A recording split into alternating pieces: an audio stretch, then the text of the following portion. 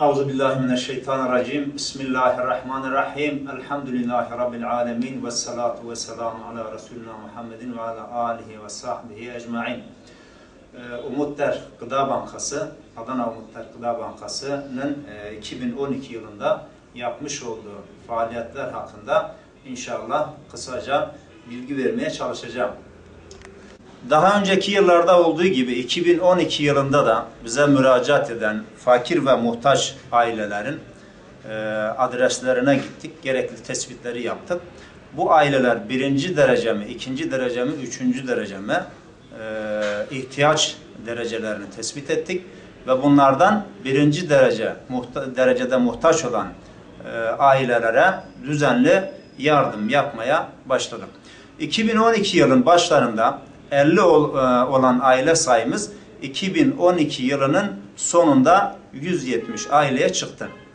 2013 yılı içerisinde inşallah bu sayıyı 300'e çıkarmaya çalışacağız. Her ay düzenli olarak yardım yaptığımız ailelerin dışında bir de olağanüstü durumlar meydana gelmekte. Bunlardan birincisi Van'da meydana gelen deprem nedeniyle Adana'mıza göç eden aileler vardı ve biz bunlara yardım etmek durumundaydık.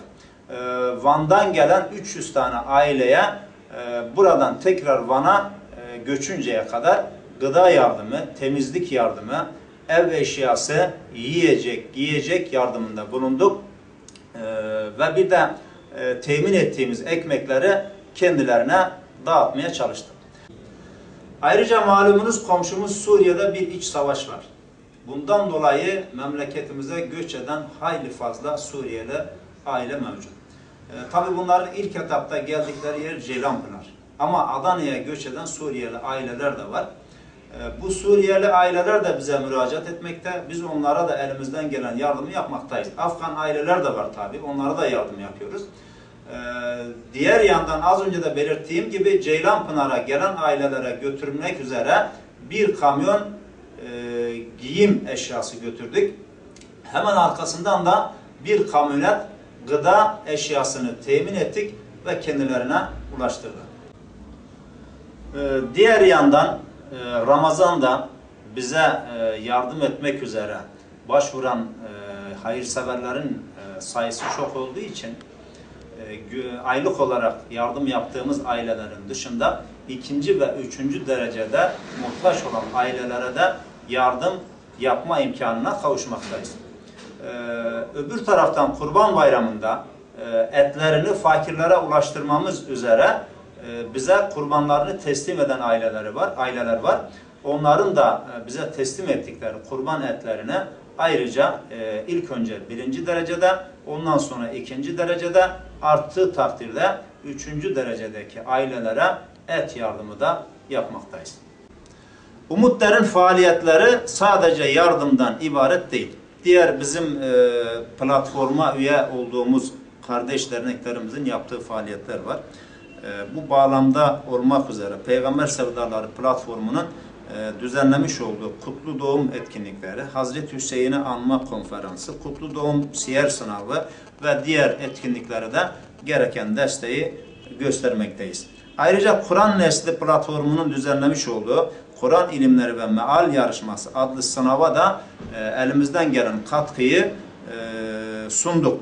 Mavi Marmara şehitleriyle ilgili olarak da gerekli katılımda bulunduk. Öbür taraftan derneğimize gelen esnaf kardeşlerimizle ilgili olarak yaptığımız seminerler vardı. 2 tane seminer düzenledik. Bu seminerlerden birisine Mehmet Göktaş hocamız, diğerine de Cemal Çınar hocamız katıldılar ve katılan toplam esnaf sayımız da 230 oldu. Adana Umutlar Gıda Bankamızın 2012 yılına ait istatistiki bilgileri aktarmaya çalışacağım. 15.079 parça giyim, bunun parasal değeri 105.553 TL, 16.636 kilogram kuru gıda, takriben 32.726 TL, 1556 litre temizlik malzemesi, 2.334 TL, 1151 parça mutfak malzemesi, 5.755 TL, 1538 parça ev eşyası 76.900 TL, 166 çift ayakkabı 2 milyar 490 ve Van'dan Adana'mıza gelen depremzedelere 20.620 adet ekmek, bunun da parasal değeri 10.310 TL. Ayrıca nakit olarak 19.020 TL para yardımında bulundu.